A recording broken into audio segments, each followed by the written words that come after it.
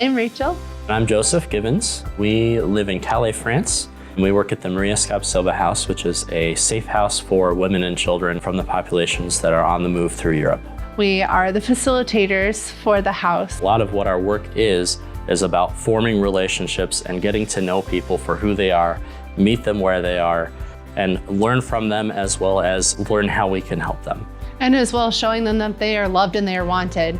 We welcomed the pilgrims into this space, and we had the opportunity to show them some of the sites and some of the things that are related to migration in Calais. We spent an afternoon at a day center in Calais called Secours Catholique. I spent most of that afternoon with a group of Sudanese refugees playing dominos, and it was a lot of fun. And then at one point in the afternoon, it just fell on me like a weight from heaven. These guys are all here because they hope at some point to be in a little rubber raft making their way across to the UK.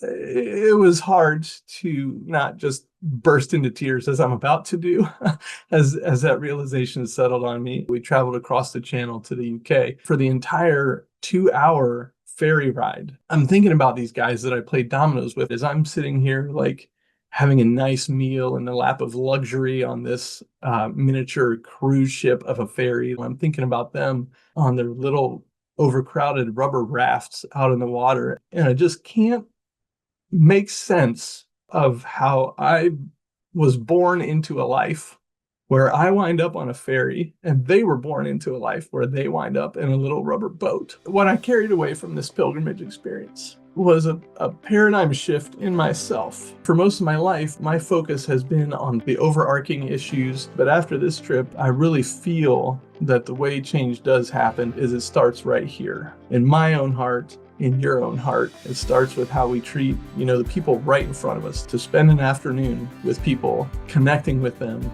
being human together, listening to each other's stories. That's where it starts. It starts in the kitchens and the dining rooms and the fellowship halls. And yes, we need to work collectively at large scale change, but the lead measure on that, the step 0 before you get to step 1, is to have a posture of kindness, love, acceptance, welcome, openness, compassion, and then to move out from there because the world will change as our hearts change.